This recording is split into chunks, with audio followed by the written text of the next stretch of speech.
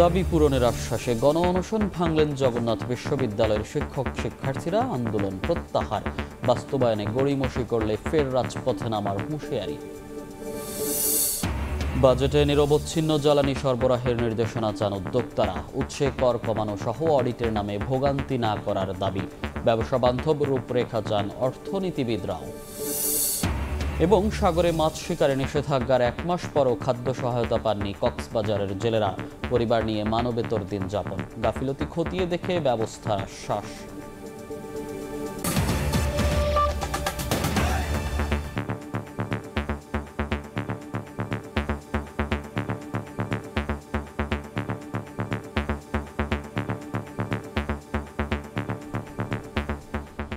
ভোরের সময় সঙ্গে আছি আমি মনির হোসেন। সংকটের সমাধান সহ 3 দাবি মেনে নেয়ার আশ্বাসে অনশন ভেঙে কর্মসূচি প্রত্যাহার করেছেন জগন্নাথ বিশ্ববিদ্যালয়ের শিক্ষক শিক্ষার্থীরা। শুক্রবার রাতে রাজধানীর কাকরাইলে এসে দাবি মেনে নেয়ার কথা জানান ইউজিসি চেয়ারম্যান। সরকারের সিদ্ধান্তকে স্বাগত জানিয়েছে শিক্ষক সমিতি। তবে দাবি বাস্তবায়নে গড়িমসি করা হলে আবারও রাজপথে নামার হুঁশিয়ারি দেন আন্দোলনকারীরা। আবাসন নিশ্চিত না হলে 70% শিক্ষার্থীদের ভাতা, বাজেট বৃদ্ধি ও দ্বিতীয় ক্যাম্পাস বাস্তবায়ন, এই 3 দাবিতে গেল 3 দিন রাজপথে নির্ঘুম সময় কাটে জগন্নাথ বিশ্ববিদ্যালয়ের শিক্ষক শিক্ষার্থীদের। প্রথমে প্রধান উপদেষ্টার বাসভবনের সামনে, পরে কাকরাইল মোড়ে চলে অবস্থান কর্মসূচি ও গণ অনশন। আন্দোলনকারীদের এক দফা লাঠিপেটা করে পুলিশ। তথ্য উপদেষ্টার শরীরে বোতল ছুড়ে মারার ঘটনাও ঘটে। অবশেষ শুক্রবার জগন্নাথ বিশ্ববিদ্যালয়ের প্রতিনিধিদের সঙ্গে দ্বিতীয় দফা বৈঠকে 3 দফা দাবি মেনে নেওয়ার সিদ্ধান্ত জানায় বিশ্ববিদ্যালয় মঞ্জুরি কমিশন ইউজিসি। এরপর রাত 8টার দিকে শিক্ষার্থীদের অনশন ভাঙান বিশ্ববিদ্যালয়ের উপাচার্য ও ইউজিসি চেয়ারম্যান। সরকারের পক্ষ থেকে বিশ্ববিদ্যালয়ের পরিচালন বাজেট বৃদ্ধির সিদ্ধান্ত নেওয়া হয়েছে। বাজেট বৃদ্ধি করার মাধ্যমে শিক্ষার্থীদের প্রথম দাবির বিষয়ে সিদ্ধান্ত নেওয়া হয়েছে। আমাদের শিক্ষার্থীদের প্রয়োজন বিবেচনা করে খুব দ্রুত অস্থায়ী হল নির্মাণের কাজ শুরু করা হবে মর্মে সিদ্ধান্ত নেওয়া হয়েছে। দ্বিতীয় ক্যাম্পাসের কাজ অগ্রাধিকার ভিত্তিতে অতি দ্রুত বাস্তবায়নের প্রক্রিয়া ইতোমধ্যে শুরু হয়ে গিয়েছে। আমি আপনাদের প্রতিশ্রুতি দিচ্ছি, আমরা একসাথে কাজ করব। আপনারা যখন মনে করেন ইউনিভার্সিটি গ্রান্টস কমিশন আপনাদের কমিশন, আপনারা আসবেন, আমরা একসাথে বসে আলোচনা করে সব সিদ্ধান্ত গ্রহণ করব। সবকিছু রেসপন্সিবিলিটি ইউনিভার্সিটি গ্রান্টস কমিশনের তরফ থেকে আমি এবং আমার সম্মানীয় সদস্য গ্রহণ করছি। পরে শিক্ষার্থীদের সঙ্গে আলোচনা করে দাবি মানার আশ্বাসে সন্তোষ জানিয়ে কর্মসূচি প্রত্যাহারের ঘোষণা দেন শিক্ষক সমিতির সাধারণ সম্পাদক। তবে দাবি বাস্তবায়নে গড়িমসি করা হলে আবারও রাজপথে নামার হুঁশিয়ারি দেন। দাবি বাস্তবায়িত হয়েছে, পূর্ণ হয়েছে। তো আপনারা যারা কষ্ট করে আজকের প্রোগ্রাম করেছেন, আপনাদের সকলকে আমি আবারও ধন্যবাদ জানাচ্ছি এবং আমাদের চলমান আজকের এই আন্দোলনের পরিসমাপ্তি ঘোষণা করছি। দাবি মেনে নেওয়ার আশ্বাসে খুশি শিক্ষার্থীরাও, তবে দ্রুত পদক্ষেপ দেখতে চান তারা। আমরা আপাতত আশ্বস্ত আছি, কিন্তু যদি না করে তাহলে আমরা আবার ফের আন্দোলনের ডাক দেবো ইনশাল্লাহ। প্রজ্ঞাপনটা যদি লিখিতভাবে দেওয়া হতো তাহলে আমরা আরো বেশি খুশি হতাম। ওনারা অবশ্যই আমাদের সাথে আছে, ওনারা অবশ্যই আমাদের সাথে থাকবে, এই বিশ্বাসটা আমরা করি। আন্দোলন শেষে এখন ক্লাসরুমে ফেরার অপেক্ষায় শিক্ষক শিক্ষার্থীরা। শফিকুজ্জামান রুবেল, সময় সংবাদ, ঢাকা। ঢাকা বিশ্ববিদ্যালয় ছাত্র শাহরিয়ার আলম সাম্য হত্যার বিচার ও নিরাপদ ক্যাম্পাসের দাবিতে ক্যাম্পাসে বিক্ষোভ করেছেন সাধারণ শিক্ষার্থীরা। পরে শাহবাগ থানা ঘেরাও করেন তারা। খুনে জড়িত সবাইকে 48 ঘন্টার মধ্যে গ্রেফতার করা না হলে রোববার থেকে ফের রাজপথে নামার ঘোষণা দেন আন্দোলনকারীরা।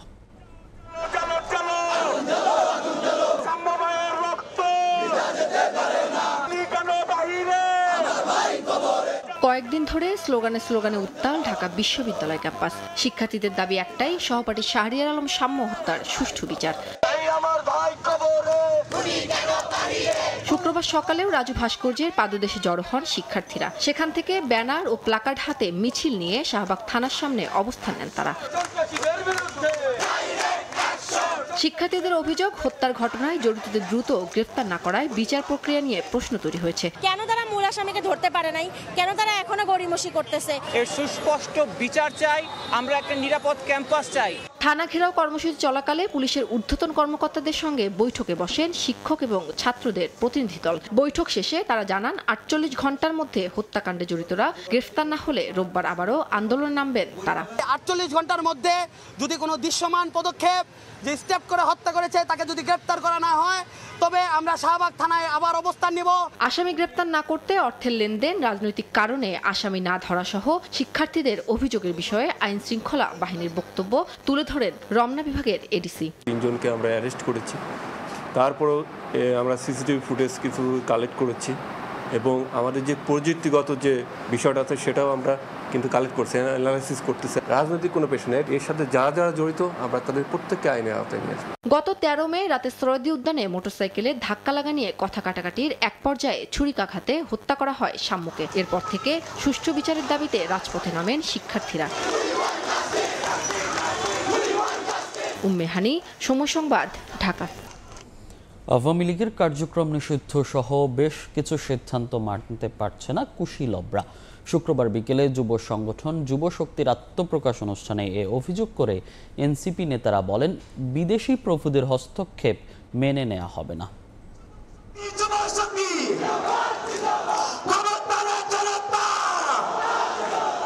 দলীয় আধিপত্য বিস্তার, সহিংসতা ও চাঁদাবাজির বাইরে গিয়ে ভিন্নধর্মী যুব সংগঠন তৈরির লক্ষ্যে আত্মপ্রকাশ ঘটল জাতীয় নাগরিক পার্টির যুব সংগঠন জাতীয় যুব শক্তির।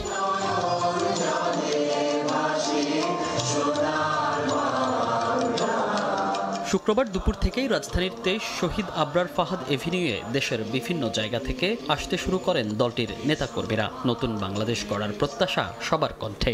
আমরা দেশটাকে নতুন করে সংস্কার করতে যাচ্ছি, সেই আগের মতো রাজনৈতিক প্রেক্ষাপট আমরা আর চাচ্ছি না। আগামীর বাংলাদেশ হবে সাম্য, স্বাধীনতা এবং ন্যায্যতার। এই বাংলাদেশটা সুন্দরভাবে একেবারে ফেসিবাদ মুক্ত একটা দেশ গড়ব। যতদিন বাংলাদেশ থাকবে। এরপরই এনসিপির নতুন সংগঠনের আহ্বায়ক কমিটি ঘোষণা করেন দলের মুখ্য সমন্বয়ক নাসির উদ্দিন পাটোয়ারি। তিনি বলেন, জরাজীর্ণ যুব সংগঠন থেকে বের হয়ে নতুন ধরনের যুব সংগঠন হবে জাতীয় যুব শক্তি। জীবন যতদিন আছে, প্রাণ বায়ু যতক্ষণ শরীরে আছে, বাংলাদেশ রাষ্ট্রের যদি অস্তিত্ব থাকে, জীবনের উপর দিয়েও তারা আগামীর বাংলাদেশকে রক্ষা করে যাবে ইনশাআল্লাহ।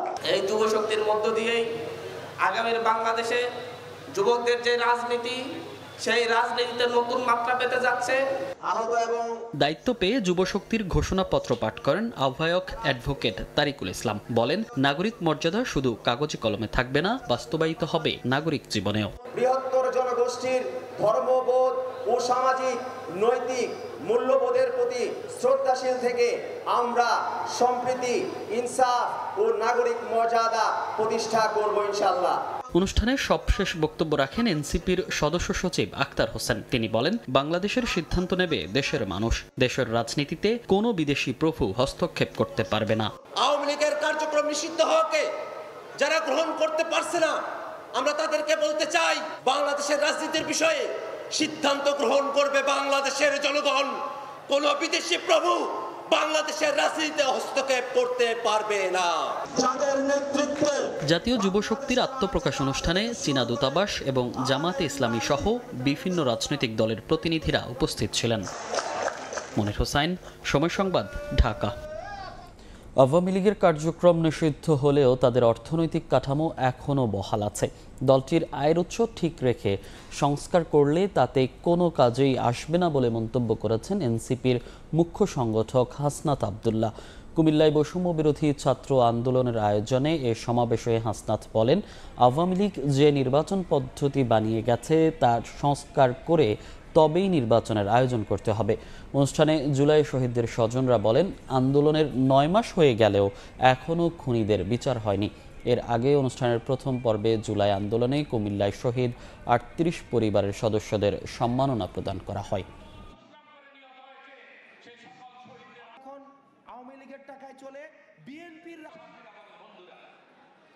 আওয়ামী লীগকে আমরা কার্যক্রম নিষিদ্ধ করতে পেরেছি, কিন্তু আওয়ামী লীগকে যারা ডোনার, আওয়ামী লীগের যে ফাইন্যান্স, আওয়ামী লীগের যে অর্থ ব্যবস্থা, সেই অর্থ ব্যবস্থা কিন্তু এখনো পর্যন্ত ইনট্যাক্ট। আওয়ামী লীগের রাজনীতিও এখন আওয়ামী লীগের টাকায় চলে, বিএনপির রাজনীতিও এখন আওয়ামী লীগের টাকায় চলে। এই আওয়ামী লীগের অর্থনৈতিক কাঠামোকে আপনি ইনট্যাক্ট রেখে আপনি কখনোই সংস্কার কার্যক্রম এবং নির্বাচন কার্যক্রম আপনি যথাযথভাবে ঠিক করতে পারবেন না। আওয়ামী লীগের কার্যক্রম নিষিদ্ধ করায় দেশের মানুষ স্বস্তির নিঃশ্বাস ফেলেছে মন্তব্য করে প্রধান উপদেষ্টার প্রেস সচিব শফিকুল আলম বলেছেন, দ্রুত সময়ের মধ্যে দলটির বিচার হবে। শুক্রবার বিকেলে মাগুরা প্রেস ক্লাবে সাংবাদিকদের সঙ্গে মতবিনিময় সভায় একথা বলেন তিনি। আওয়ামী লীগের বিষয়ে তো আমরা সুস্পষ্ট বলেছি, আপনারা দেখেছেন তো ইন্টারন্যাশনাল রিয়াকশন, কেউ কিন্তু এই বিষয়ে তেমন কোনো রিয়াকশন করেনি। পুরো বাংলাদেশের মানুষ এতে আসলে স্বস্তির একটা নিঃশ্বাস ফেলেছে। আমরা মনে করি যে এটা একটা পুরো মানুষের যেই চাওয়াটা ছিল সেই চাওয়াটারই একটা রিফ্লেকশন হয়েছে। বিচার তার নিজস্ব আইনের গতিতে চলবে। অবশ্যই আমরা এটাকে তাড়াতাড়ি করতে চাই, বাট অবশ্যই এতে যাতে অবিচার না হয়, আমরা যাতে এটা ন্যায় বিচারটা এনশিওর করতে পারি সেটার জন্য।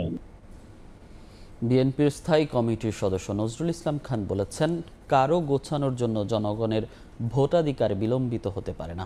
ঐকমত্যের মাধ্যমে জুন জুলাইয়ের মধ্যে সনদ তৈরি করতে পারলেই ডিসেম্বরে নির্বাচন সম্ভব। শুক্রবার সকালে জাতীয় প্রেস ক্লাবে এক আলোচনা সভায় তিনি এসব কথা বলেন। আর দলটির চেয়ারপারসনের উপদেষ্টা জয়নুল আবদিন ফারুক বলেছেন, সরকারের গুরু দায়িত্ব মানুষকে সুষ্ঠু নির্বাচন উপহার দেয়া। লেবার পার্টিকে ধন্য করেছেন।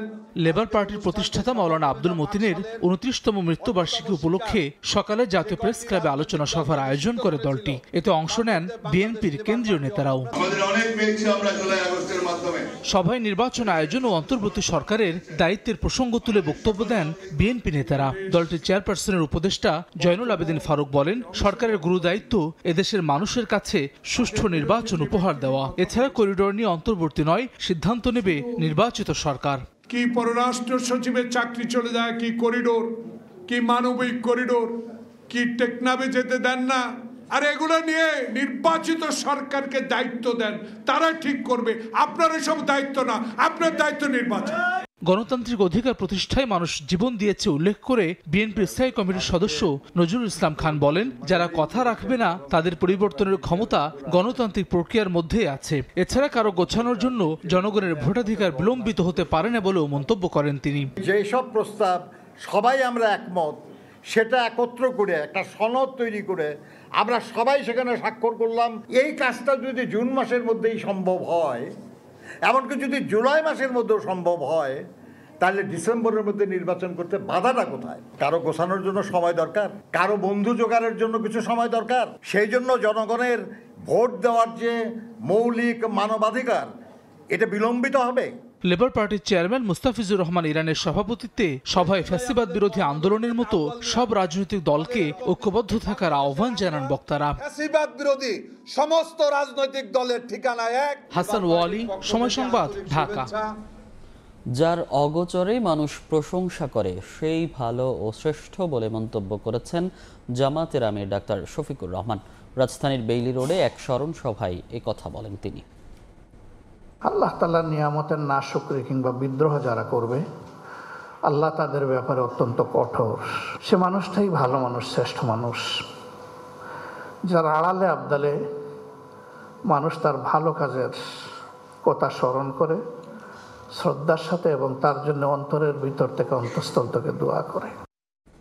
পর খুলে পড়ল উড়োজাহাজের চাকা। কক্সবাজার বিমানবন্দর থেকে ঢাকাগামী বাংলাদেশ বিমানের একটি ফ্লাইটের চাকা খুলে পড়েছে। তবে পাইলটের বিচক্ষণতায় ৭৫ আরোহীর বিমানটি হযরত শাহজালাল আন্তর্জাতিক বিমানবন্দরে নিরাপদে অবতরণ করে। এই ঘটনায় তদন্ত কমিটি গঠন করে দোষীদের বিরুদ্ধে ব্যবস্থা নেওয়া হবে বলে জানিয়েছে কক্সবাজার বিমান কর্তৃপক্ষ।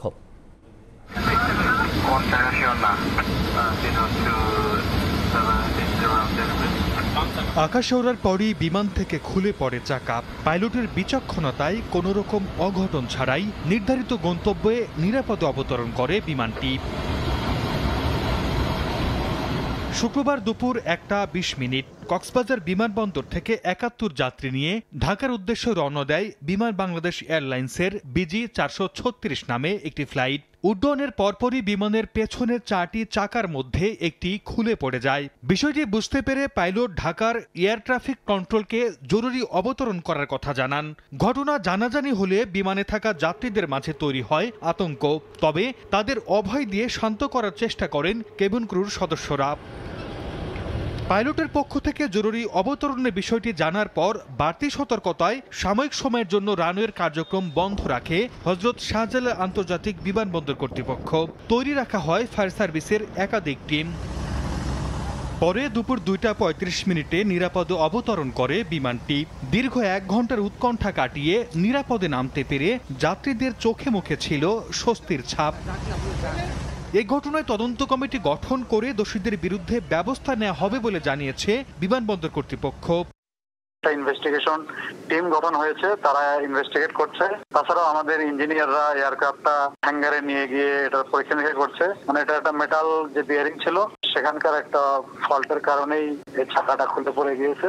বাংলাদেশ এয়ারলাইন্সের BG 436 নামে এই ফ্লাইটটিতে ৭১ জন যাত্রী ছাড়াও 2 জন পাইলট ও 2 জন কেবিন ক্রু ছিলেন। সর্দার মোহাম্মদ আরিফ, সময় সংবাদ। যশোর, রাজশাহী ও নীলফামারীতে বিমানবন্দর উন্নয়নের নামে 227 কোটি টাকা আত্মসাতের প্রমাণ পেয়েছে দুদক। এই ঘটনায় সাবেক প্রধানমন্ত্রী শেখ হাসিনা, সাবেক বিমানমন্ত্রী মাহবুব আলী সহ 5 জনকে আসামি করে আগামী সপ্তাহে মামলা করবে সংস্থাটি। গণ অভ্যুত্থানের মুখে দেশ ছেড়ে পালানো ক্ষমতাচ্যুত প্রধানমন্ত্রী শেখ হাসিনার বিরুদ্ধে এবার বিমানবন্দরের অবকাঠামো উন্নয়নের নামে লুটপাটের অভিযোগ উঠেছে। দুদকের অনুসন্ধানে উঠে এসেছে 2022 সালে যশোর, সৈয়দপুর ও রাজশাহীর বিমানবন্দরের রানওয়ে উন্নয়ন প্রকল্পের জন্য 545 কোটি 79 লাখ টাকার দরপত্র অনুমোদন করা হয়। কিন্তু খোঁড়া অজুহাতে দরপত্র বাতিল করে দ্বিতীয় দফায় 2023 সালে শেখ হাসিনার নেতৃত্বে সরকারি ক্রয় সংক্রান্ত মন্ত্রিসভা কমিটি 772 কোটি 74 লাখ টাকার অনুমোদন দেয়। দুদকের দাবি, লুটপাট করতেই আগের দরপত্রের কার্যাদেশের ভিত্তিতে কাজ না করে নতুন শিডিউলে প্রায় 227 কোটি টাকার বেশি মূল্য নির্ধারণ করে দরপত্রের অনুমোদন করানো হয়। এ ঘটনায় সাবেক প্রধানমন্ত্রী শেখ হাসিনা, সাবেক বিমানমন্ত্রী মাহবুব আলী, সচিব মোকাম্মেল সহ 5 জনকে আসামি করে মামলা করতে যাচ্ছে দুদক। আমাদের 4টা অনুসন্ধান চলে আসছে। একটা হচ্ছে র্যাডার, একটা থার্ড টার্মিনাল, একটা কক্সবাজার বিমানবন্দর আর একটা সিলেট। বিশেষজ্ঞরা বলছেন শেখ হাসিনার মদদে আমলারা দুর্নীতিতে জড়িয়েছেন। শেখ হাসিনার আমলে তাদের প্রচ্ছন্ন সহযোগিতা যদি না পেত তোরা দুর্নীতি করে কি করে। গেল জানুয়ারিতে 3টি আন্তর্জাতিক বিমানবন্দরের উন্নয়ন প্রকল্পের প্রায় 900 কোটি টাকা আত্মসাতের অভিযোগে শেখ হাসিনার সাবেক সামরিক উপদেষ্টা তারেক সিদ্দিকী সহ 19 জনকে আসামি করে 4টি মামলা করে দুদক। তাসলিম তৌহিদ, সময় সংবাদ। দক্ষিণ এশিয়ার বিজনেস হাব চট্টগ্রাম বন্দরের পাশাপাশি মাতারবাড়ি এবং বে টার্মিনালের নাব্য রক্ষা চ্যালেঞ্জ হয়ে দাঁড়িয়েছে। পলিজমা রোধ করতে এসব চ্যানেলে 12 থেকে 18 মিটার গভীরতা ড্রেজিং প্রয়োজন বলেও বন্দরে রয়েছে পুরাতন 12 মিটার গভীরতা ড্রেজার। অবশেষে নাব্য রক্ষায় কেনা হচ্ছে 3টি অত্যাধুনিক হপার ড্রেজার এবং কাটিং সেকশন মেশিন। শাখাওয়াত টিপুর ক্যামেরায় কমলদের রিপোর্ট। মাত্র 6 নটিক্যাল মাইলের চট্টগ্রাম বন্দরের এখন নিজস্ব সীমা 64 নটিক্যাল মাইল পেরিয়ে গেছে। বন্দরের আলফা, ব্রেভো এবং চার্লি অ্যাঙ্কারেজের সঙ্গে যুক্ত হয়েছে মাতারবাড়ি গভীর সমুদ্র বন্দরের পাশাপাশি আধুনিক বন্দর হিসেবে গড়ে উঠতে যাওয়া বে টার্মিনাল। খনকের সাথে সাথে আরো নতুন সেই ধরনের টেলিং সেকশন হপার ড্রেজার কেনার, যেটা হয়তো মাতারবাড়িতে কাজ করবে, যেখানে আমাদের ডিজাইন ডেপ 16 মিটার, বে টার্মিনালে হয়তো 11.5 থেকে 12 মিটার মতো ডিজাইন ডেপ থাকবে। অন্তত 9.5 কোটি টাকা খরচ করে কয়েক বছর আগে 14.5 মিটার মাটি খনন করে তৈরি করা হয়েছে মাতারবাড়ি গভীর সমুদ্র বন্দরের জাহাজ চলাচলের এই চ্যানেল। টার্মিনালের স্থাপনা তৈরি না হলেও 3টি অতি গুরুত্বপূর্ণ নৌ চ্যানেলের নাব্য রক্ষায় প্রয়োজন পলিজমা ঠেকানো। আমাদের যেহেতু এখন চ্যানেলের গভীরতা অনেক বেশি হচ্ছে মাতারবাড়িতে এবং বে টার্মিনালে, সেই হিসেবে আমাদের অধিক সক্ষমতা সম্পন্ন ড্রেজার প্রকিউর করা দরকার। সেই প্রক্রিয়াতে আমরা আগাচ্ছি। স্বাধীনতার পর বন্দরের কাজের পরিধি এবং সক্ষমতা বাড়লো, নাব্য রক্ষায় কেনা হয়নি কোনো আধুনিক ড্রেজার মেশিন। নষ্ট হয়ে যাওয়া খনক মেরামত করে চলছে প্রাথমিক খননের কাজ। চট্টগ্রাম বন্দরের একমাত্র ড্রেজার এই খনক 12 মিটার গভীরে গিয়ে খনন করতে পারে এই খনক। তবে চট্টগ্রামের বন্দরের নাব্য রক্ষায় কর্ণফুলী নদীতে প্রয়োজন 14 মিটার গভীরতার, সেই সাথে মাতার বাড়িতে প্রয়োজন 16 মিটার এবং বে টার্মিনালের প্রয়োজন 18 মিটার গভীরতার ড্রেজার মেশিন, যা খনক দিয়ে সম্ভব নয়। তবে আর অপেক্ষা নয়, বন্দর, মাতারবাড়ি এবং বে টার্মিনালের জন্য কেনা হচ্ছে 2টি হপার ড্রেজার এবং একটি কাটিং সেকশন মেশিন। ঠিকাদারের ড্রেজারের পরিবর্তে নিজস্ব ড্রেজিং মেশিন বহরে যুক্ত হলে বছরে অন্তত 300 কোটি টাকা সাশ্রয়ের আশা বন্দর চেয়ারম্যানের। বিদেশি বা অন্য কোনো কোম্পানিতে করতে যাই তাহলে দেখা যাবে 2-3 বছরে যে খরচ হবে সেই খরচ দিয়েই আমরা কিন্তু আসলে ড্রেজার কিনতে পারবো। এজন্য আমরা কোনো কারোর উপর নির্ভর করতে চাই না, এটা আমরা সেলফ সাস্টেইন হতে চাই। 14 থেকে 18 মিটার গভীরতা গিয়ে হপার ড্রেজার পলি অপসারণ করলো। পলিথিন সহ অন্যান্য আবর্জনা জমাট বেঁধে যাওয়া মাটি কাটতে প্রয়োজন কাটিং সেকশন মেশিন। কমল দে, সময় সংবাদ, চট্টগ্রাম। ফারাক্কায় বাঁধ দিয়ে অন্যায় করেছে ভারত। পানির ন্যায্য হিস্যা আদায়ে দ্বিপাক্ষিক আলোচনায় সমাধান না হলে বিষয়টি আন্তর্জাতিক পর্যায়ে নিয়ে যাওয়া হবে। শুক্রবার বিকেলে রাজশাহী কলেজ মিলনায়তনে ঐতিহাসিক ফারাক্কা লং মার্চের 49 বছর উপলক্ষে এসব কথা বলেন মৎস্য ও প্রাণী সম্পদ উপদেষ্টা ফরিদা আক্তার। আরও বলেন, ফারাক্কার প্রভাবে সরাসরি 6 কোটি মানুষ ক্ষতিগ্রস্ত হয়েছে। পানি শুকিয়ে এদেশে কারবালা তৈরি হয়েছে। পরে ঐতিহাসিক ফারাক্কা লং মার্চের র্যালিতে যোগ দেন উপদেষ্টা।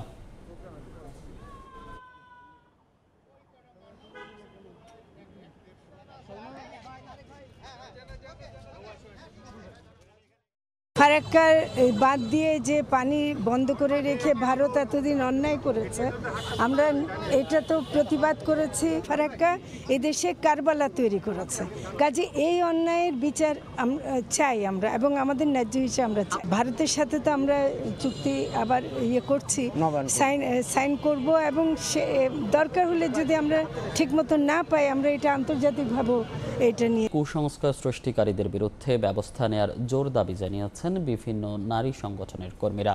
শুক্রবার বিকেলে মানিক মিয়া এভিনিউয়ে নারীর ডাকে মৈত্রী যাত্রা কর্মসূচির আয়োজন করা হয়।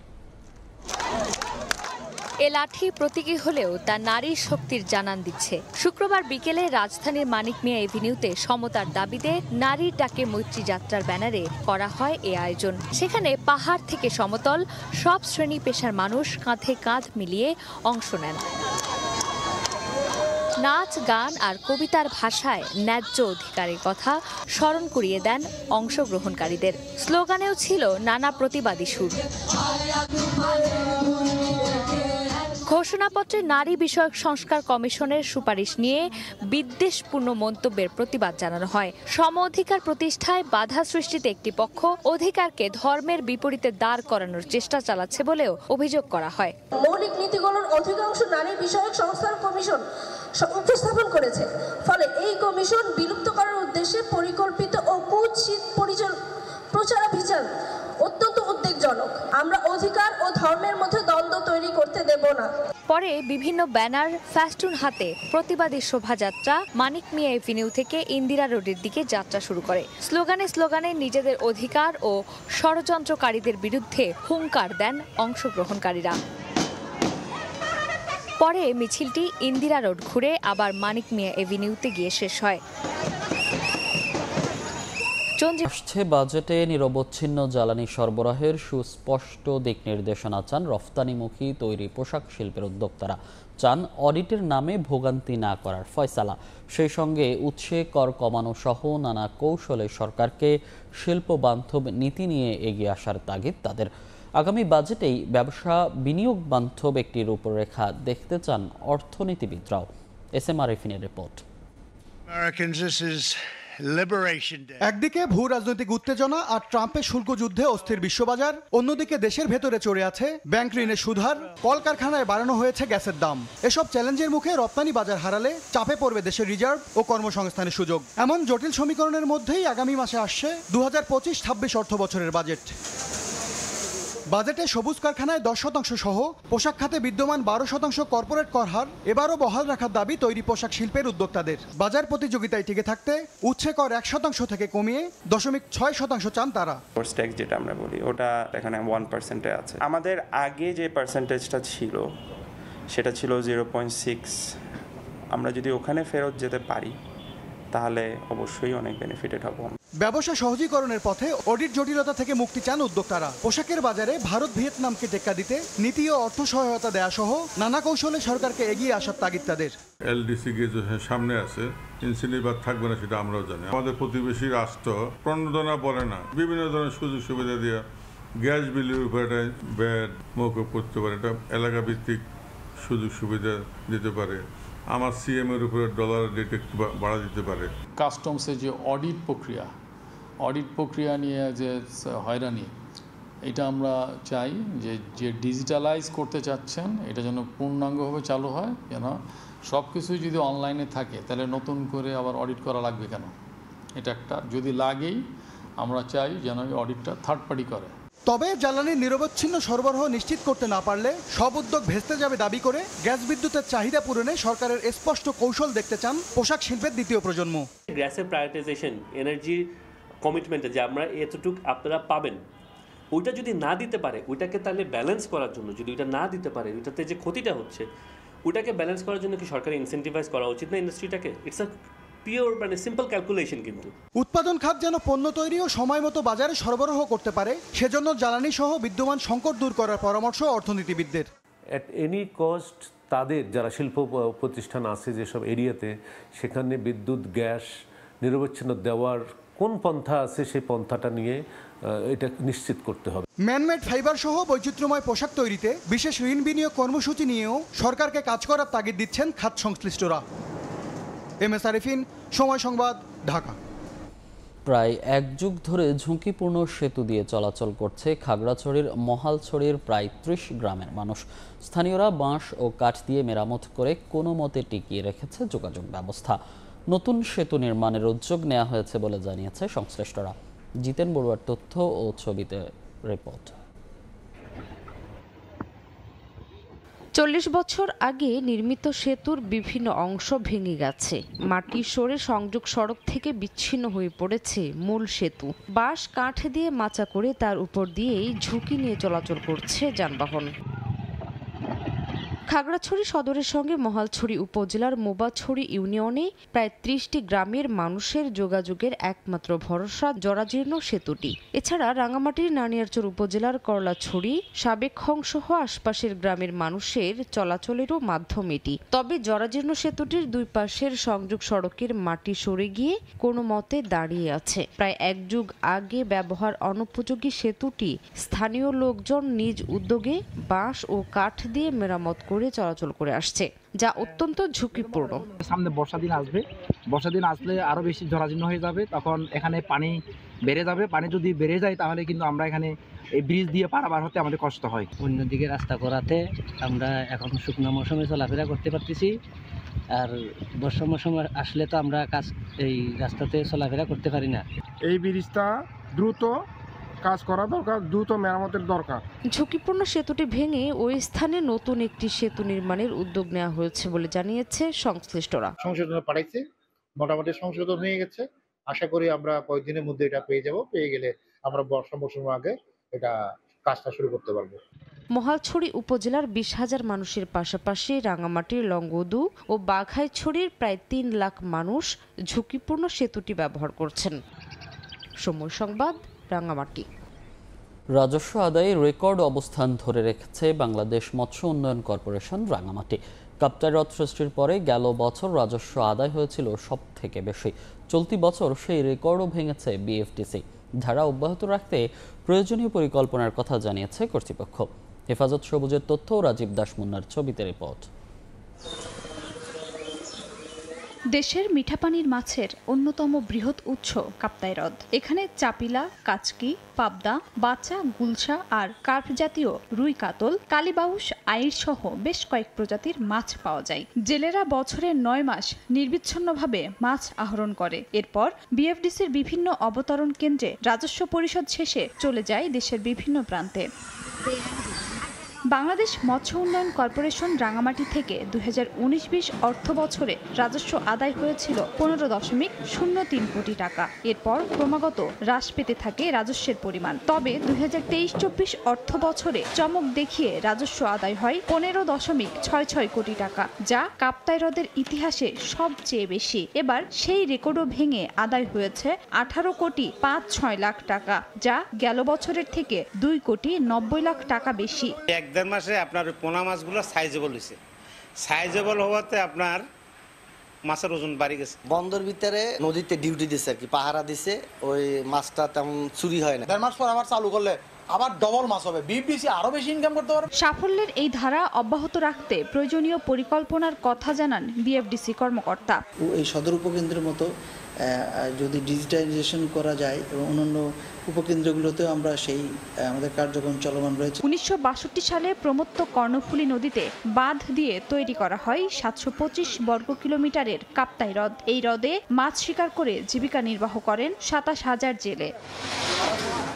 সময় সংবাদ, রাঙামাটি। মাটিরাঙ্গার দুর্গম হাজাপাড়া গ্রামে সুপেয় পানির সংকট দীর্ঘদিনের। পাহাড়ের ছড়া, ঝিরি ও নালার পানি ব্যবহার করতে হয় বাসিন্দাদের। এতে পানিবাহিত নানা রোগে আক্রান্ত হন অনেকেই। দ্রুত সমস্যার সমাধানের আশ্বাস জেলা প্রশাসকের। জিতেন বড়ুয়ার পাঠানো তথ্য, ছবি নিয়ে রিপোর্ট।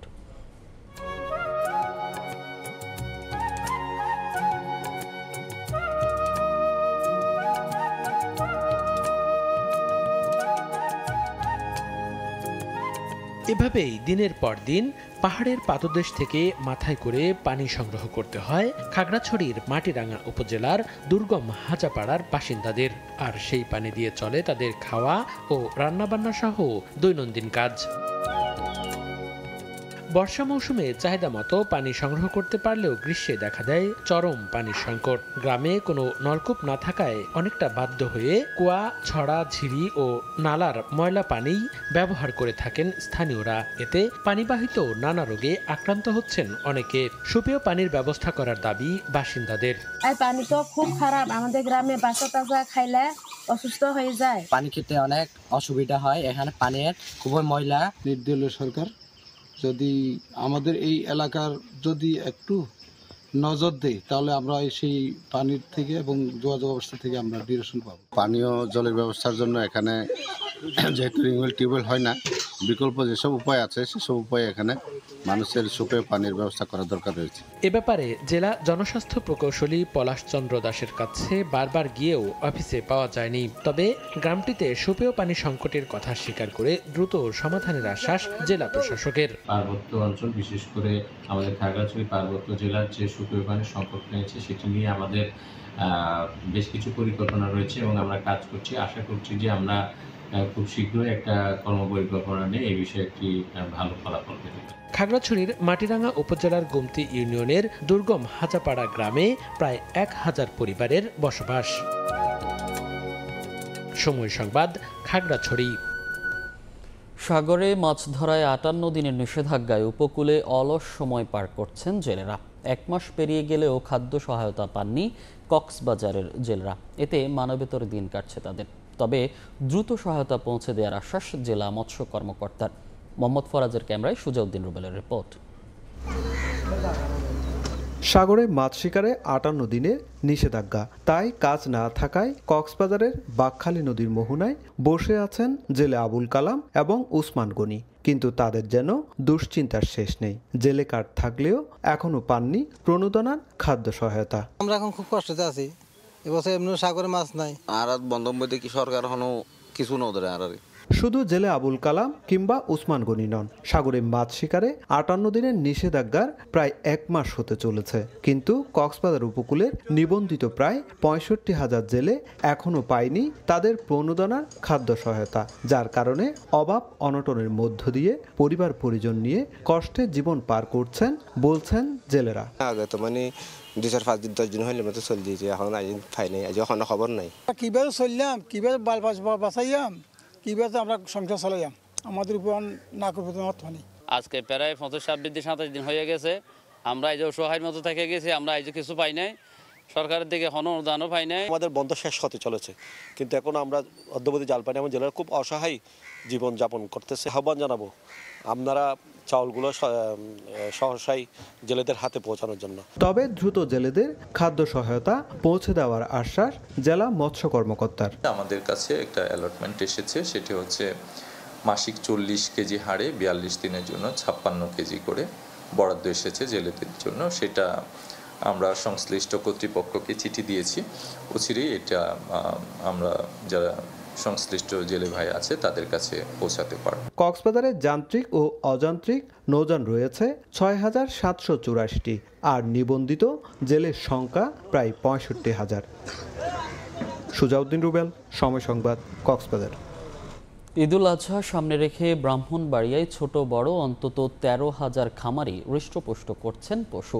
চাহিদার তুলনায় উদ্বৃত্ত রয়েছে পশুর সংখ্যাও। এ অবস্থায় বাজারে ভারতীয় গরুর প্রবেশ ঠেকানো গেলে লাভবান হওয়ার আশা খামারিদের। হৃদয় পালের ক্যামেরায় উজ্জ্বল চক্রবর্তীর রিপোর্ট। ঈদুল আজহাকে সামনে রেখে প্রতি বছর বিপুল সংখ্যক গবাদি পশু হৃষ্টপুষ্ট করেন ব্রাহ্মণবাড়িয়ার খামারিরা। বড় খামারগুলোই রয়েছে Sahiwal, fighter, Nepali Gir, Rajasthani, western Friesian, উলবাড়ি ষাঁড় ও মহিষ। ছোট ও প্রান্তিক পর্যায়ে খামারে গরুর পাশাপাশি রয়েছে ছাগল ও ভেড়াও। পশুগুলোকে কাঁচা ঘাসের পাশাপাশি দেওয়া হয় খৈল, বসি, খড়সহ প্রাকৃতিক নানা খাবার। শাহিওয়াল আছে, নেপাল গির আছে, উরবাড়ি আছে, হলস্টেইন ফ্রিজিয়ান আছে, সব ধরনের গরু আমাদের ফার্মে আছে। আশা করছি যে কুরবানিতে একটা ভালো দাম পাবো। প্রাকৃতিকভাবে আমাদের লালন পালন করতেছি। জেলায় কোরবানির জন্য প্রস্তুত 1 লাখ গরু, সঙ্গে রয়েছে 12,000 মহিষ, 15,000 ছাগল ও 8,581টি ভেড়া, আর চাহিদা রয়েছে 1,34,000। সীমান্ত পথে ভারতীয় গরুর অনুপ্রবেশ ঠেকানো গেলে দেশের চাহিদা পূরণের পাশাপাশি প্রান্তিক পর্যায়ের খামারিরা অনেকটাই লাভবান হবে বলে মনে করছেন সংশ্লিষ্টরা। আমার অনেক টাকা খরচ, তো ভারতীয় গরু না আসলে ইনশাল্লাহ লাভবান হবো আমরা। সরকারের কাছে আবেদন একটাই, যে যেন বর্ডার ক্রস করে কোনো গরু না আসে। চাহিদার চেয়ে সরবরাহ অর্জিত থাকায় জেলার চাহিদা মিটিয়ে কুরবানি পশু সরবরাহ করা যাবে পাশের জেলায়। আমরা আমাদের ব্রাহ্মণবাড়িয়া জেলা থেকে কুরবানির গরু অন্যান্য জেলাতে আমরা সরবরাহ দিতে পারবো, আমাদের এখানে চাহিদা মেটানোর পরেও। ঈদুল আজহাকে সামনে রেখে জেলা স্থায়ী ও অস্থায়ী মিলিয়ে 500 শতাধিক পশুর হাটের প্রস্তুতি নেওয়া হচ্ছে। উজ্জ্বল চক্রবর্তী, সময় সংবাদ, ব্রাহ্মণবাড়িয়া। সিন্ডিকেটের নিয়ন্ত্রণে নওগাঁর ধানের বাজার। যোগান বাড়ায় মিলাররা কমিয়ে দিচ্ছেন দর।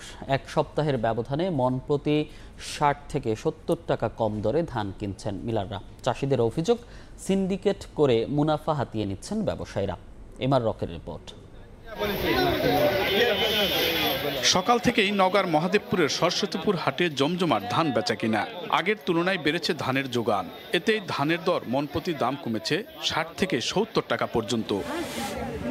হাটে সরু জাতের কাটারি সর্বোচ্চ 1280 আর সুগন্ধি জাতের বিধান 90, 1420 টাকা দরে কিনছেন মিলাররা। ধান আবাদে এবার বাড়তি খরচ হলেও সেই অনুপাতে দাম না পাওয়ার অভিযোগ চাষিদের। 1440 টাকা সরকার ঘোষণা দিছে, কিন্তু আমরা তো সে দাম পাচ্ছি না, আমরা তো পাচ্ছি 1200, 1250, 1300। ধানের দাম খুবই কম, সেই হিসাবে 1500 টাকা থাকলে কৃষকের একটু না কিছু হয়। ধান বেচতে হলে আমরা ধানের দাম কম পাই। স্থানীয় ব্যবসায়ীরা বলছেন, গেল সপ্তাহ থেকে কর্পোরেট প্রতিষ্ঠানগুলো মনপ্রতি 60 টাকা কমিয়ে দিয়েছে ধানের দাম। কর্পোরেট কোম্পানির চাহিদাও আছে, ধানের দাম উঠানামা করেছে, 2-1 দিন 10-20 টাকা বাড়তেছে, কমতেছে। কোম্পানিগুলো ওরা যখন রেট যেটা বাদে দেয় সেটার উপরে আমাদের কেনাকাটা করতে হয়। ওরা কম হলে কম করে আমরা কিনি, বেশি হলে আমরা বেশি কিনি। জেলায় 5টি কর্পোরেট প্রতিষ্ঠানের 54টি অটো ও 750 হাস্কিং মিল রয়েছে। জেলা কৃষি সম্প্রসারণ অধিদপ্তরের তথ্য বলছে, চলতি মৌসুমে জেলায় 1,93,000 হেক্টর জমিতে ধানের আবাদ করা হয়েছে, যেখান থেকে ধান পাওয়ার লক্ষ্যমাত্রা ধরা হয়েছে 12 লাখ মেট্রিক টন। নওগাঁ সরস্বতীপুর হাট থেকে এমআর রকি, সময় সংবাদ। ভোরের সময় এই ছিল আমার কাছে। পরবর্তী সংবাদগুলো জানাতে সঙ্গে থাকবেন জিন্নাত রাজস্ওয়া। ধন্যবাদ মনির। ড্রাফটের বিনিময়ে পুলিশের ট্রেইনি রিক্রুট কনস্টেবল পদে চাকরি পেলেন 21 জন তরুণ তরুণী। শুক্রবার সকালে পুলিশ লাইনে নিয়োগের চূড়ান্ত ফলাফল ঘোষণা হলে নিয়োগপ্রাপ্তদের ফুল দিয়ে সংবর্ধনা জানান পুলিশ সুপার। জানান স্বচ্ছতার সঙ্গে নিয়োগ প্রক্রিয়া চলায় চাকরির সুযোগ পাচ্ছেন যোগ্যরাই। এতে পরিবারের সদস্যদের মুখেও হাসি ফুটছে। ট্রেইনি রিক্রুট কনস্টেবল পদে নিয়োগপ্রাপ্তদের মধ্যে নারী 6 জন ও 15 জন পুরুষ।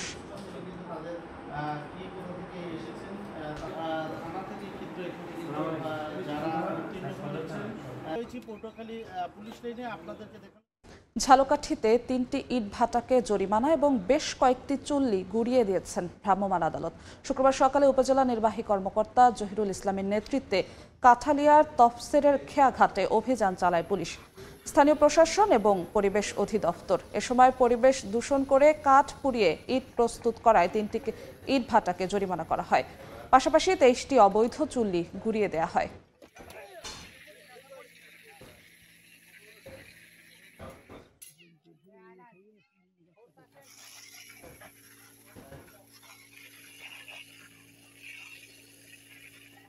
সিরাজগঞ্জ 6 আসন পুনর্বহালের দাবিতে রাজধানীতে মানববন্ধন হয়েছে। শুক্রবার বিকেলে জাতীয় প্রেস ক্লাবের সামনে চৌহালি ও শাহজাদপুর উপজেলাবাসী এই কর্মসূচি পালন করেন। বক্তারা বলেন, 1991 থেকে 2001 সালের নির্বাচন পর্যন্ত চৌহালি ও বেলকুচি উপজেলা আলাদা আসন ছিল। 2008 সালের নির্বাচনে আওয়ামী লীগকে সুবিধা দিতে বেলকুচি ও চৌহালি উপজেলাকে এক করে সিরাজগঞ্জ 5 আসন গঠন করা হয়, আর শাহজাদপুর হয় সিরাজগঞ্জ 6 আসন। এরপর গত 17 বছরে দৃশ্যমান কোনো উন্নয়ন হয়নি চৌহালির। শিক্ষা, চিকিৎসা সহ মৌলিক অধিকার থেকে বঞ্চিত বাসিন্দারা। এ অবস্থায় চৌহালিকে আগের মতো আলাদা একটি আসনে পুনর্বহালের দাবি জানিয়েছেন বক্তারা।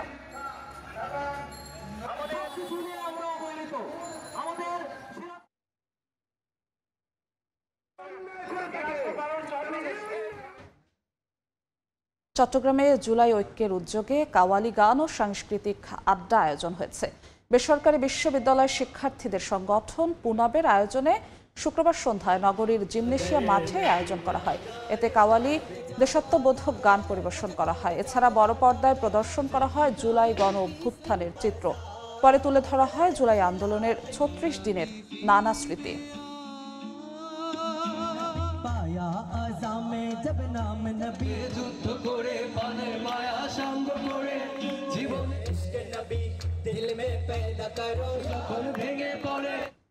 দেশের প্রথম আন্তর্জাতিক বায়ো সায়েন্স সম্মেলন ও কার্নিভাল শুরু হয়েছে রাঙামাটিতে। রাঙামাটি বিজ্ঞান ও প্রযুক্তি বিশ্ববিদ্যালয়ে 3 দিনব্যাপী আয়োজনে অংশ নিয়েছেন দেশের খ্যাতিমান বিজ্ঞানী, গবেষক এবং আন্তর্জাতিক বিশেষজ্ঞরা। উদ্বোধনী অনুষ্ঠানে স্বাগত বক্তব্য দেন রাঙামাটি বিজ্ঞান ও প্রযুক্তি বিশ্ববিদ্যালয়ের উপাচার্য অধ্যাপক ডক্টর মোহাম্মদ আতিয়ার রহমান। বায়োসায়েন্স ও স্বাস্থ্য সেবার উন্নয়নে উদ্ভাবন, প্রকৃতি থেকে ওষুধ আবিষ্কারের সম্ভাবনা এবং পার্বত্য চট্টগ্রামের উন্নয়ন সম্ভাবনা নিয়ে আলোচনা করেন প্রখ্যাত বিজ্ঞানীরা। আন্তর্জাতিক বায়োসায়েন্সের সম্মেলন ও কার্নিভাল চলবে 18 মে পর্যন্ত।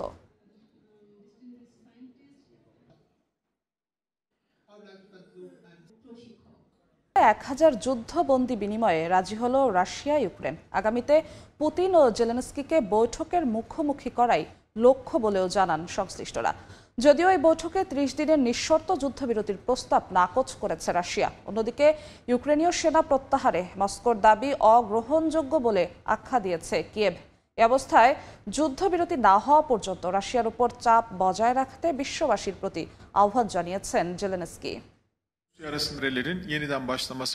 3 বছরের রক্তক্ষয়ী ও সশস্ত্র যুদ্ধের পর অবশেষে মুখোমুখি আলোচনার টেবিলে রাশিয়া, ইউক্রেন। তুরস্ক ও যুক্তরাষ্ট্রের মধ্যস্থতায় ইস্তাম্বুলের ঐতিহাসিক দোলমা বাহচ্ছে প্রাসাদে রাশিয়া ও ইউক্রেনের প্রতিনিধিদের মধ্যে এই বৈঠক অনুষ্ঠিত হয়। ইউক্রেনের প্রতিরক্ষা মন্ত্রী রাস্টেম উমেরভ জানান, এই বৈঠকের লক্ষ্য ছিল একটি পূর্ণাঙ্গ ও নিঃশর্ত যুদ্ধবিরতি অর্জন। তা সম্ভব না হলেও 1000 যুদ্ধবন্দী বিনিময়ে রাজি হয়েছে দুই দেশ। তুরস্কের পররাষ্ট্রমন্ত্রী হাকান ফিদান এই বন্দি বিনিময়কে আস্থা অর্জনের একটি ধাপ হিসেবে উল্লেখ করে জানান, উভয় পক্ষ ভবিষ্যতে আরও কিছু বিষয়ে আলোচনায় সম্মত হয়েছে।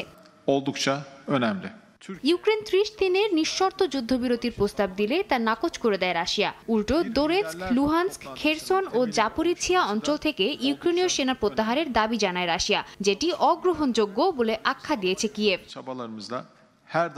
ইউক্রেনের প্রতিরক্ষা মন্ত্রী জানান দেশটির পরবর্তী লক্ষ্য হচ্ছে প্রেসিডেন্ট জেলেনস্কি ও প্রেসিডেন্ট পুতিনের সরাসরি বৈঠক আয়োজন। রাশিয়ার প্রতিনিধি ভ্লাদিমির মেদিনস্কি জানান তারা এই প্রস্তাব গুরুত্ব সহকারে বিবেচনা করছে এবং ভবিষ্যতে আলোচনার জন্য উভয় পক্ষ একটি সম্ভাব্য যুদ্ধবিরতির রূপরেখা উপস্থাপন করবে। এদিকে প্রেসিডেন্ট ভলোদিমির জেলেনস্কি বলেন 30 দিনে নিঃশর্ত যুদ্ধবিরতির প্রস্তাব নাকচ করে পুতিন প্রমাণ করেছেন রাশিয়া শান্তি আলোচনায় আন্তরিক নয়। এই অবস্থায় যুদ্ধবিরতি না হলে আরও কঠোর আন্তর্জাতিক নিষেধাজ্ঞার আহ্বান জানান তিনি। ইউরোপের আলবানিয়া থেকে ট্রাম্পের সঙ্গে ফোনালাপের পর তিনি জানান ইউক্রেন প্রকৃত শান্তির জন্য দ্রুততম পদক্ষেপ নিতে প্রস্তুত। প্রেসিডেন্ট ভ্লাদিমির পুতিন বলেন রাশিয়া কখনো আলোচনার বিরোধিতা করেনি এবং 2022 সালের ইস্তাম্বুল চুক্তির ভিত্তিতে যে কোনো সময় আলোচনা করতে প্রস্তুত তারা। যুক্তরাষ্ট্রের প্রেসিডেন্ট ডোনাল্ড ট্রাম্পের দাবি পুতিনের সঙ্গে সরাসরি বৈঠক না হলে পরিস্থিতির কোনো অগ্রগতি হবে না এবং তিনি শিগগিরই পুতিনের সঙ্গে বৈঠক করতে চান। এর আগে শান্তি আলোচনার অংশ হিসেবে ইস্তাম্বুলে ত্রিপক্ষীয় বৈঠকে বসে যুক্তরাষ্ট্র, ইউক্রেন এবং তুরস্ক। বৈঠকে যুক্তরাষ্ট্রের পক্ষে অংশ নেন পররাষ্ট্রমন্ত্রী মার্কো রুবিও। ইউক্রেনের প্রতিনিধি দলের নেতৃত্বে ছিলেন দেশটির পররাষ্ট্রমন্ত্রী আন্দ্রি সিবিহা। বৈঠকের মধ্যস্থতা করেন তুরস্কের পররাষ্ট্রমন্ত্রী হাকান ফিদান। সাদিয়া তাসনিম, সময় সংবাদ। সফরের শেষ দিনে যুক্তরাষ্ট্রের সঙ্গে কৃত্রিম বুদ্ধিমত্তা ও জ্বালানি খাতে একাধিক চুক্তি করেছে সংযুক্ত আরব আমিরাত। এর মধ্যে রয়েছে 10 বছর মেয়াদে কৃত্রিম বুদ্ধিমত্তা অবকাঠামো, উৎপাদন খাতে $1.4 ট্রিলিয়ন বিনিয়োগ পরিকল্পনা এবং বিশ্বের বৃহত্তম এআই ক্যাম্পাস নির্মাণের উদ্যোগ। এছাড়াও এদিন সিরিয়ার ওপর থেকে মার্কিন নিষেধাজ্ঞা প্রত্যাহারের ঘোষণা দেন ট্রাম্প।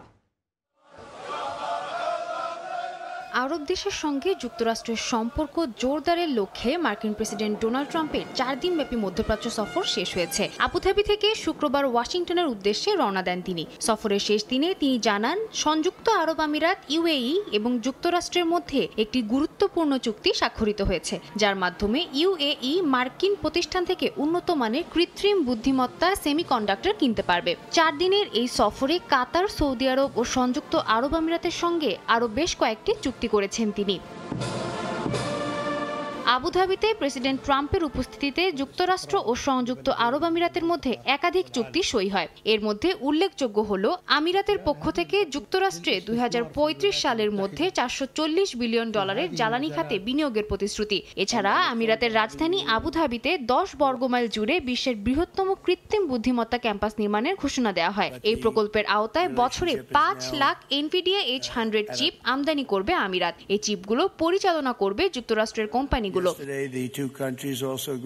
এছাড়া আবুধাবিতে 5 গিগাওয়াট ক্ষমতা সম্পন্ন কৃত্রিম বুদ্ধিমত্তা কেন্দ্র নির্মাণের পরিকল্পনাও হয়েছে, যা বিশ্বের বৃহত্তম এআই ডেটা সেন্টার হবে। এই প্রকল্পে ওপেন এআই, এনভিডিয়া, অ্যামাজন ও মাইক্রোসফটের মতো মার্কিন প্রযুক্তি কোম্পানিগুলোর অংশগ্রহণ থাকবে। সংযুক্ত আরব আমিরাতের সঙ্গে যুক্তরাষ্ট্রের $1.4 বিলিয়ন অস্ত্র বিক্রির চুক্তিও হয়েছে।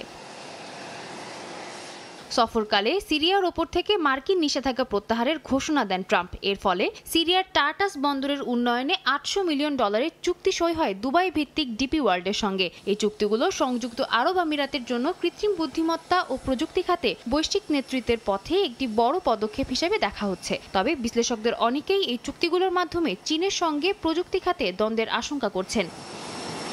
সাদিয়া তাসনিম, সময় সংবাদ। যুক্তরাষ্ট্র থেকে আমদানি করা পণ্যের শুল্ক তুলে নিতে রাজি হয়েছে ভারত। মার্কিন প্রেসিডেন্ট ডোনাল্ড ট্রাম্পের এমন দাবি নাকচ করেছে নয়াদিল্লি। ভারতের পররাষ্ট্রমন্ত্রী এস জয়শঙ্কর বলেন, শুল্ক নিয়ে আলোচনা এখনো চলছে। স্থানীয় সময় বৃহস্পতিবার ট্রাম্প দাবি করেন ভারত যুক্তরাষ্ট্র থেকে আমদানি করা সব পণ্যের ওপর শুল্ক তুলে নিতে রাজি হয়েছে। দোহায় এক ব্যবসায়ী সম্মেলনে তিনি বলেন, নয়াদিল্লি এমন একটি চুক্তির প্রস্তাব দিয়েছে যেখানে ওয়াশিংটনকে শুল্কমুক্ত প্রবেশাধিকার দেয়া হবে।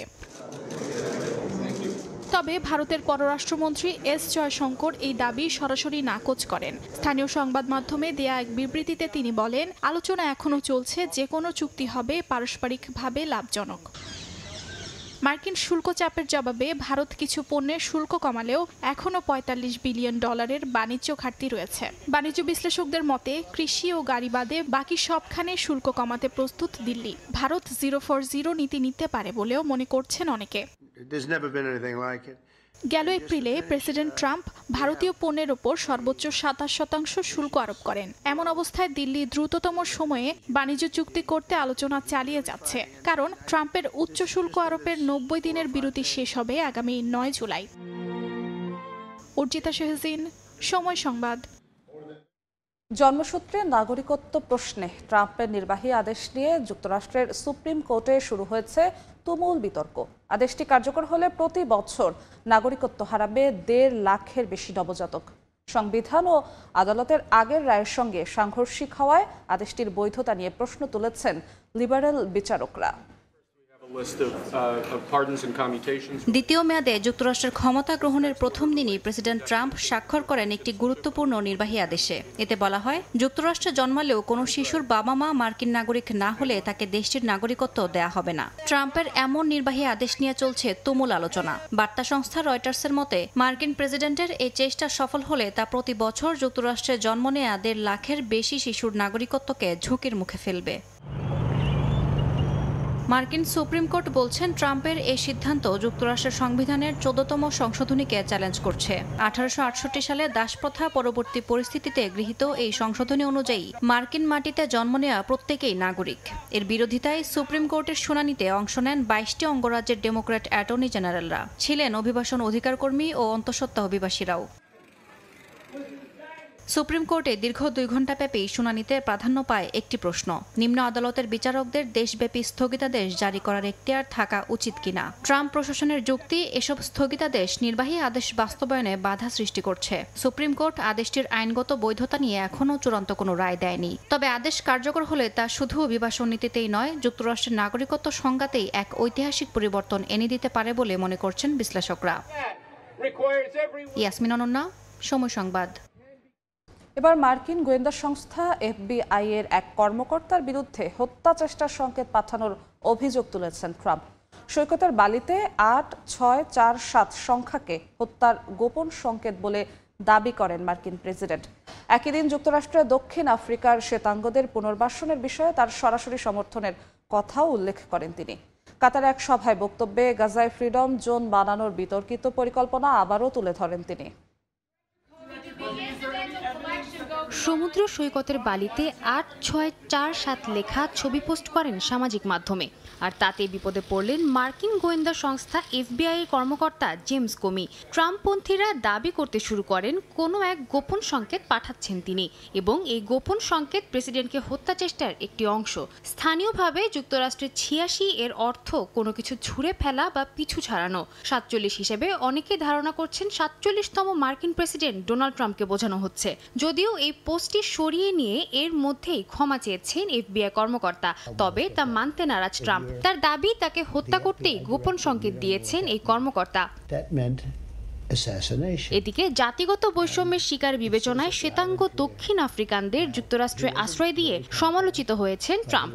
59 জন আফ্রিকানকে আশ্রয় দেওয়া হয়েছে, যেখানে অন্য জাতিগোষ্ঠীর আবেদন বারবার প্রত্যাখ্যাত হয়েছে।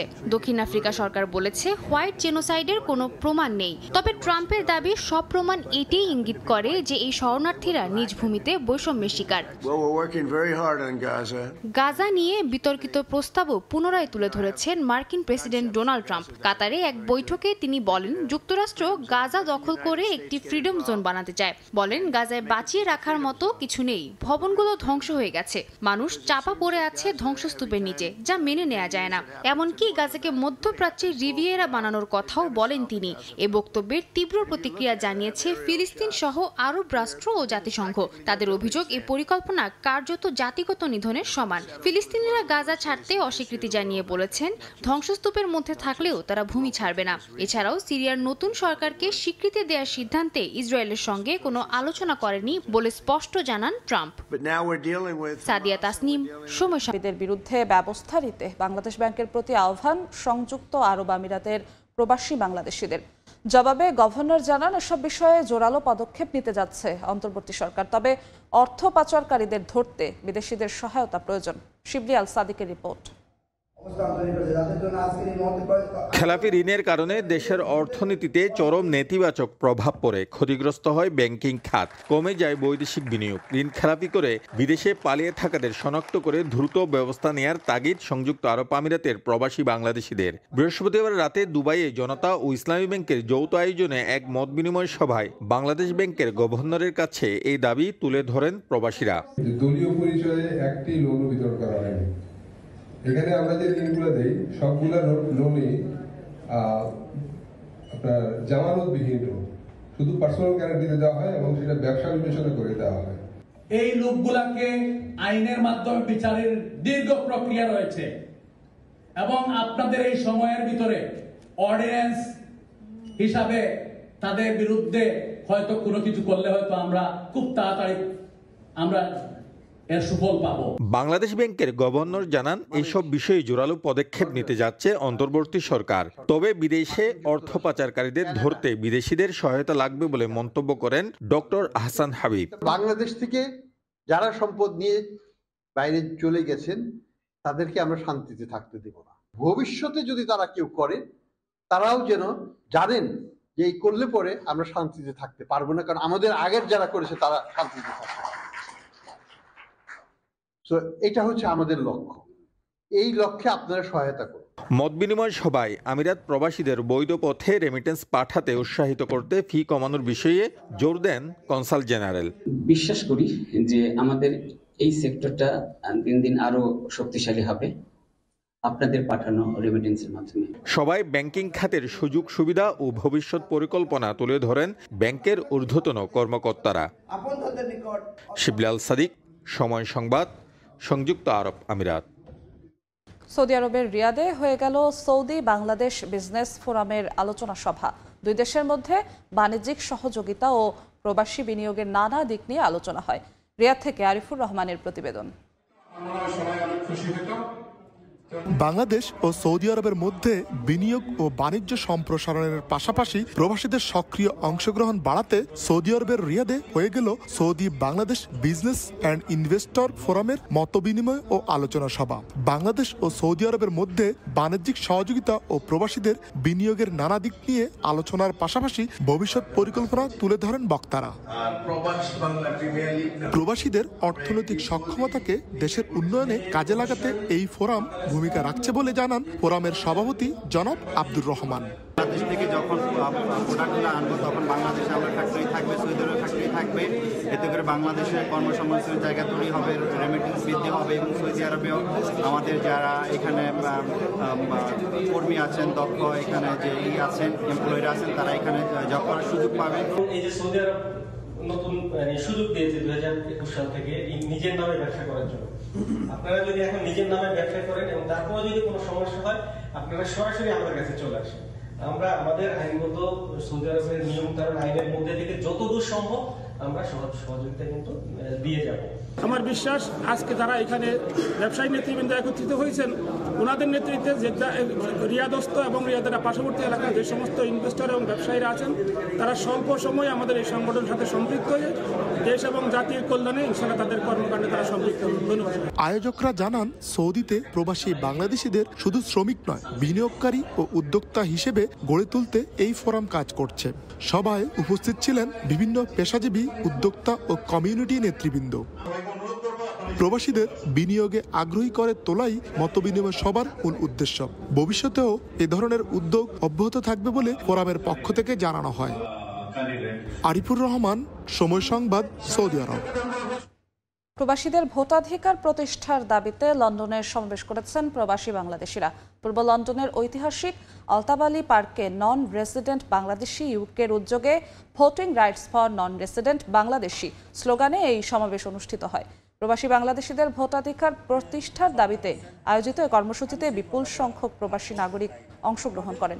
বক্তারা বলেন, বাংলাদেশের নাগরিক হিসেবে প্রবাসে অবস্থানরতদেরও দেশের গুরুত্বপূর্ণ সিদ্ধান্ত গ্রহণ প্রক্রিয়ায় অংশগ্রহণের অধিকার থাকা উচিত। এ সময় তারা বলেন, প্রবাসীদের রাজনৈতিক ও নাগরিক অধিকার নিশ্চিত করা সরকারের দায়িত্ব। বিশ্বের বৃহত্তম মুরগির মাংস রফতানিকারক ব্রাজিলের একটি বাণিজ্যিক খামারে প্রথমবারের মতো বার্ড ফ্লুর সংক্রমণ ধরা পড়েছে। এর ফলে চীন সহ বেশ কয়েকটি দেশ ব্রাজিল থেকে মুরগির মাংস আমদানিতে নিষেধাজ্ঞা জারি করেছে। ব্রাজিলের দক্ষিণাঞ্চলীয় রাজ্য রিও গ্রান্দে দো সুলের মন্টেনেগ্রো শহরের একটি বাণিজ্যিক মুরগির খামারে H5N1 বার্ড ফ্লু শনাক্ত হয়েছে। ব্রাজিলের কৃষি মন্ত্রণালয় জানিয়েছে, সংক্রমণ শনাক্তের পরপরই খামারটিকে আলাদা করে ফেলা হয়েছে এবং আক্রান্ত মুরগিগুলোকে মেরে ফেলা হয়েছে। ব্রাজিলের কৃষি মন্ত্রণালয় জানিয়েছে, মুরগির মাংস ও ডিম খাওয়ার মাধ্যমে বার্ড ফ্লু ছড়ায় না এবং মানুষের মধ্যে সংক্রমণের ঝুঁকি খুবই কম।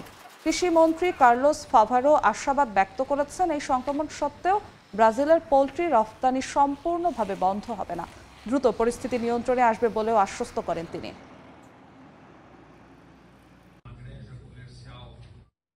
নাইজেরিয়ায় উদযাপিত হলো মুখোশ উৎসব। 2 দিনের এই ঐতিহ্যবাহী উৎসবে ড্রামের তালে তালে মুখোশধারীরা মঞ্চে তুলে ধরলেন বিলুপ্তপ্রায় সংস্কৃতির গর্বগাথা, যা শুধু আধ্যাত্মিক নয়, এক অবিস্মরণীয় বিনোদনও।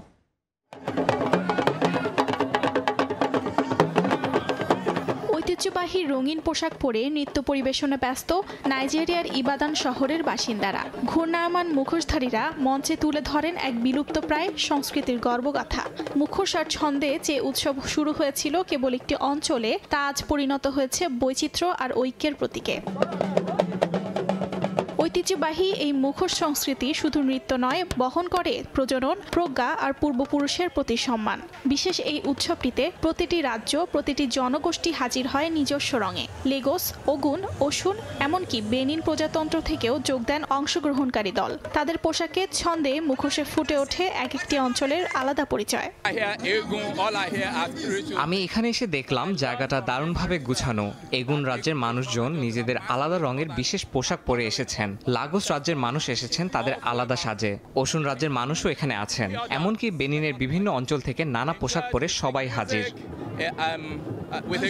ধর্মীয় আধিপত্য আর আধুনিকতার ভিড়ে যেসব ঐতিহ্য হারিয়ে যাচ্ছিল, এই উৎসব যেন ফিরিয়ে দিয়েছে তাদের নতুন জীবন। অনুষ্ঠানটির আয়োজকরা জানান, পশ্চিম আফ্রিকার সংস্কৃতিকে জীবন্ত রাখার অঙ্গীকারে এই মুখোশ উৎসব প্রতি বছর আয়োজন করা হবে। অর্চিতা সোহেসিন, সময় সংবাদ। ব্রিটিশ রাজা তৃতীয় চার্লস কর্তৃক সম্মানসূচক অ্যাওয়ার্ডের তালিকায় স্থান পেয়েছেন একমাত্র বাংলাদেশি বংশোদ্ভূত উদ্যোক্তা ও ব্যবসায়ী বশির আহমেদ। যুক্তরাজ্যে বাংলাদেশি কমিউনিটির উন্নয়নে অনন্য অবদানের স্বীকৃতি হিসেবে তিনি ব্রিটিশ এম্পায়ার মেডেল সম্মানে ভূষিত হয়েছেন। লন্ডন থেকে বিস্তারিত শোয়েব কবিরের প্রতিবেদনে। দীর্ঘদিন ধরে ইউরোপ ও যুক্তরাজ্যের বাংলাদেশি কমিউনিটির অর্থনৈতিক ও সামাজিক অগ্রগতিতে গুরুত্বপূর্ণ ভূমিকা রেখে চলেছেন বশির আহমেদ। বাংলাদেশ ও যুক্তরাজ্যের বাণিজ্যিক সম্পর্ক উন্নয়নে সরকারি বেসরকারি পর্যায়েও আছে তার অবদান। যুক্তরাজ্যে বাংলাদেশি কমিউনিটির উন্নয়নে অসামান্য অবদানের স্বীকৃতি হিসেবে এবার ব্রিটিশ এম্পায়ার মেডেল সম্মানে ভূষিত হয়েছেন বশির আহমেদ। রেসপন্সিবিলিটি অনেক বেড়ে গেছে, আমাকে আরও কাজ করতে হবে কমিউনিটির জন্য, এবং এটা খুবই একটা দায়িত্বশীল পদ বিএম। দিন দিন বাংলাদেশিদের সংখ্যা এই পদের জন্য একটু কম হয়ে যাচ্ছে, যেটার জন্য আমি একটু উদ্বিগ্ন। এবং আমরা যদি এখন থেকে আরও সমাজের জন্য, কমিউনিটির জন্য, বিজনেস কমিউনিটির জন্য, সোশ্যাল ওয়েলফেয়ারের জন্য এবং ফিলান্থ্রপিক্যাল কাজ করে থাকি, আমি মনে করি আমরা আরও ব্রিটিশ বাংলাদেশি দিন দিন আরও বেশি করে এই অ্যাওয়ার্ডের ভূষিত হবেন। বাংলাদেশি কমিউনিটির বিশিষ্ট ব্যক্তিরা বশির আহমেদকে অভিনন্দন জানিয়েছেন। আইটি সেক্টরের নতুন প্রজন্মকে এগিয়ে নিয়ে আসার জন্য ওনার যে ইন্টেলেকচুয়াল কন্ট্রিবিউশনস, ওনার যে বিভিন্ন রিসার্চমূলক কন্ট্রিবিউশনগুলো আমরা দেখেছি, সেজন্য আমরা হাইকমিশনের পক্ষ থেকে আন্তরিক ধন্যবাদ জানাই বশির আহমেদ বিএমকে। এই অ্যাচিভমেন্ট আমাদের ভবিষ্যৎ প্রজন্মকে এনকারেজ করবে এবং মোটিভেট করবে ভালো কাজ করার জন্য। আমি মনে করি মিস্টার বশির আহমেদের শুধু এটা অ্যাচিভমেন্ট না, এটা আমাদের ব্রিটিশ বাংলাদেশি কমিউনিটির অ্যাচিভমেন্ট। এই বছর 10 বিদেশি বংশোদ্ভূত যুক্তরাজ্যের নাগরিককে ব্রিটিশ এম্পায়ার মেডেল সম্মানে ভূষিত করা হয়েছে। তাদের মধ্যে একমাত্র প্রবাসী বাংলাদেশি হিসেবে আছেন বশির আহমেদ। শোয়েব কবির, সময় সংবাদ। কুমার দাসের অধীনে বছরে প্রথমবারের মতো টি20 ফরম্যাটে মাঠে নামছে বাংলাদেশ। 2 ম্যাচ সিরিজের প্রথম ম্যাচে আমিরাতের মুখোমুখি টাইগাররা। 2026 বিশ্বকাপ পরিকল্পনায় স্কোয়াড গঠনে মনোযোগের পাশাপাশি জয় দিয়ে সিরিজ শুরু করতে চায় সিমন্স শিষ্যরা। দলের সবাইকে চাপমুক্ত হয়ে ইতিবাচক ক্রিকেটের পরামর্শ লিটনের। শারজাহ ক্রিকেট স্টেডিয়ামে ম্যাচ শুরু রাত 9টায়। দুবাইয়ে এ এক ভিন্ন শুরুর অপেক্ষা। শুধু 2026 বিশ্বকাপের আনুষ্ঠানিক যাত্রা শুরু নয় শুধু বছরে প্রথমবারের মতো টি-20 ফরম্যাটে মাঠে নামা। এ ম্যাচ দিয়ে যে অধিনায়ক হিসেবে আনুষ্ঠানিক পথ চলা শুরু লিটন কুমার দাসের। পাকিস্তান সফরের আগে প্রস্তুতির সিরিজ, তবে আন্তর্জাতিক ক্রিকেট বলেই প্রস্তুতির সুযোগ নাই। অনুশীলনে তাই মনোযোগের পুরোটাই। প্রথম ম্যাচের আগে মোটে 2 সেশন পাওয়ার সুযোগ পুরোপুরি কাজে লাগানোর চেষ্টা। ফার্স্ট টার্গেট হচ্ছে আমরা দুটো গেমে যেন জিততে পারি, এটা first priority. And at the same time আমরা চাবো যেন আমরা আমাদের যে সব জায়গাগুলো আগে আমরা নিয়ে কাজ করেছি কিছুদিন যাবত, সেই জায়গাগুলো যেন ফুলফিল করতে পারি। দল হিসেবে আরব আমিরাত যতটা জুজুর ভয় ধরাবে, তার চাইতেও বেশি অস্বস্তি এই ফরম্যাটে টাইগারদের ব্যর্থতা। যদিও সবশেষ সিরিজেই ক্লিন সুইপ করা হয়েছিল ওয়েস্ট ইন্ডিজকে, তবে পরিবর্তিত পরিস্থিতিতে একাদশ সাজানো আর 26-এর বিশ্বকাপ নিয়েই মনোযোগ অধিনায়কের।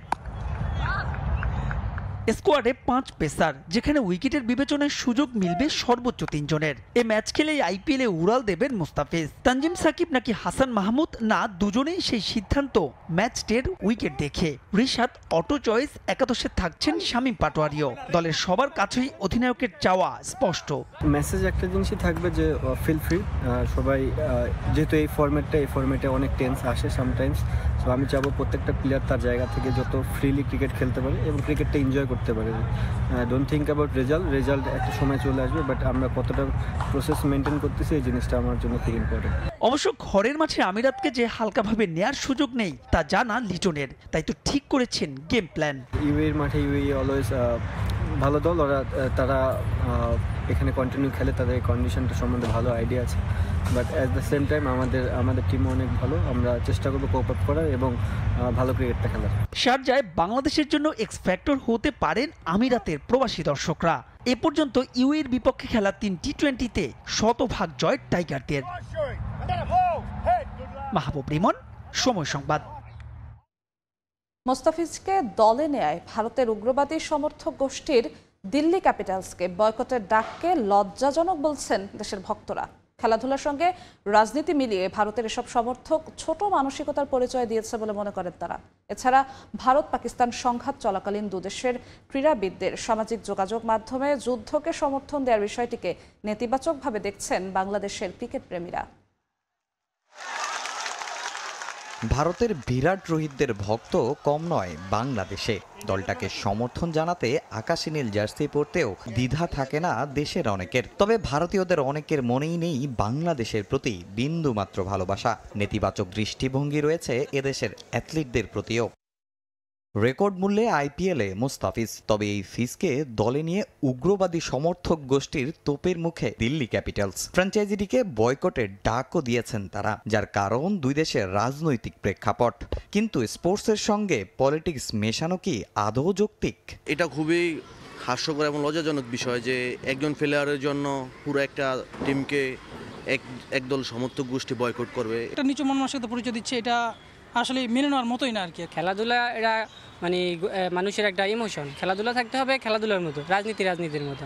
তাদের উগ্রতা, তারা মানে ভারত যে আমাদের প্রতি বিদ্বেষ পোষণ করে তারই বহির্প্রকাশ হিসেবে তারা এটা মানে প্রকাশ করতেছে। ইতিমধ্যে আইপিএল খেলতে মুস্তাফিজের ছাড়পত্র মিলেছে বিসিবি থেকে। আরব আমিরাতের বিপক্ষে প্রথম ম্যাচ শেষেই ফিজ উড়াল দেবেন ভারতে। মূলত অস্ট্রেলিয়ান ক্রিকেটার ম্যাকগার্ক ফিরতে না চাওয়ায় বিকল্প হিসেবে কাটার মাস্টারকে নিয়েছে ফ্র্যাঞ্চাইজিটি। তবে ফিজের ইন্ডিয়ান প্রিমিয়ার লিগে খেলার ব্যাপারে মিশ্র প্রতিক্রিয়া দেশের ভক্তদের মাঝে। প্লেয়ারের সংকটের কারণে মুস্তাফিজ নেওয়া হচ্ছে। যদি মুস্তাফিজ যদি এখানে আইপিএল থেকে ভালো কিছু করতে পারে তাহলে অবশ্যই আমরা বিশ্বকাপেও ভালো কিছু করতে পারবো। একটা গ্রুপ আছে যারা চায় না যে ও খেলুক, কিন্তু অনেক গ্রুপ কিন্তু আছে যারা চায় যে খেলুক। দেশ একদিনই এক জিনিস, যুদ্ধ এক জিনিস আর খেলা অন্য জিনিস। আমরা যতই শত্রু হই না কেন, খেলতে গেলে আমরা ভ্রাতৃত্বের একটা বন্ধনে জড়িয়ে যাই। এদিকে কদিন আগে ভারত পাকিস্তান সংঘাতের জেরেই বন্ধ হয়েছিল বিশ্বের অন্যতম সেরা 2 ফ্র্যাঞ্চাইজি ক্রিকেট লিগ আইপিএল ও পিএসএল। সংঘাত ইস্যুতে সরব ছিলেন দুদেশের অ্যাথলিটরাও। স্পোর্টসম্যানশিপ ভুলে অনেকেই সমর্থন দিয়েছেন যুদ্ধকে। বিরাট কোহলি, বাবার আজম, আরও কত আছে, আমরা সবাই তাদের সাপোর্টার্স। বাংলাদেশ, ইন্ডিয়া থেকে শুরু করে ওয়ার্ল্ড ওয়াইড তাদের সাপোর্টার্স আছে। এখন তারা যেই বিষয়ে কথা বলবে, তাদের হোল ফ্যান বেস সেই বিষয়টার দিকেই খেয়াল বেশি দিবে। যুদ্ধ নয়, শান্তি বা এরকম কিছু যদি বার্তা পৌঁছাতে পারতো তাদের ফলোয়ারদের, তাহলে এটা মনে হয় ভালো হতো। ক্রীড়াঙ্গনকে সবসময় রাজনীতির বাইরে রাখার অনুরোধ বাংলাদেশের সচেতন নাগরিকদের। এদিকে গ্রুপ পর্ব শেষে 4 দিন সময় পাওয়ায় সেমিফাইনালের জন্য ভালোভাবে গেম প্ল্যান সাজাতে পেরেছে লাল সবুজের প্রতিনিধিরা। আর মাঠে পরিকল্পনা অনুযায়ী খেলতে পারায় ধরা দিয়েছে সাফল্য। লক্ষ্য ফাইনালেও পারফরমেন্স ধরে রাখা, জানিয়েছেন বাংলাদেশ অনূর্ধ্ব 19 ফুটবল দলের কোচ গোলাম রব্বানী ছোটন।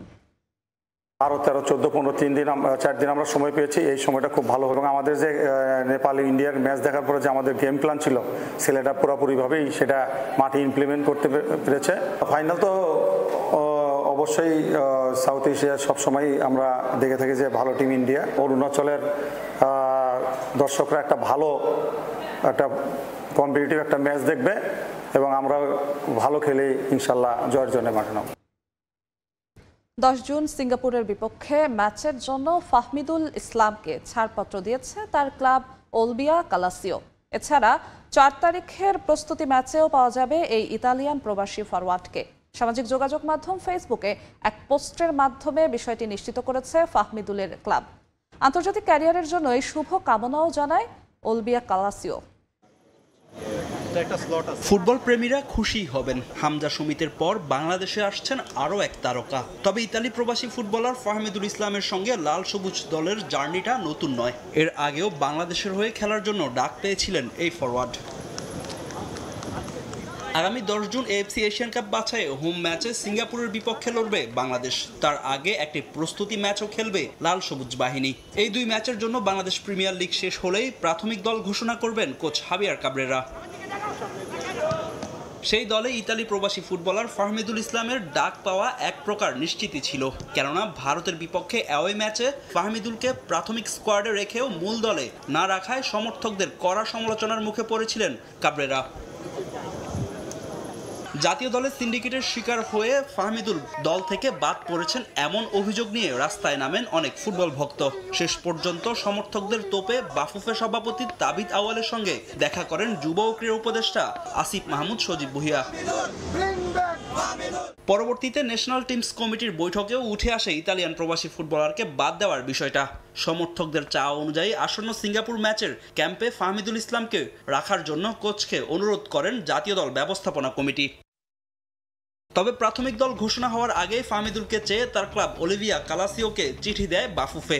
তাতে সাড়া দিয়ে এই ফরওয়ার্ডকে আগামী 4 ও 10 জুন ম্যাচের জন্য ছাড়পত্র দিয়েছে সিরিডির ক্লাবটি। নিজেদের ফেসবুক পেজে ফাহমিদুলকে ইন্টারন্যাশনাল জার্নির জন্য অভিনন্দন জানিয়ে ছাড়পত্রের বিষয়টা নিশ্চিত করে ওলিভিয়া কালাসিও। যদিও চূড়ান্ত স্কোয়াডে ফাহমিদুল থাকবেন কিনা তা নির্ভর করছে স্প্যানিশ কোচ হাবিয়ার কাবরেরার সিদ্ধান্তের উপর। তবে 31 মে থেকে শুরু হতে যাওয়া জাতীয় দলের ক্যাম্পে ঠিকই থাকবেন এই ইতালিয়ান প্রবাসী ফুটবলার। ফাহিম ইসলাম, সময় সংবাদ।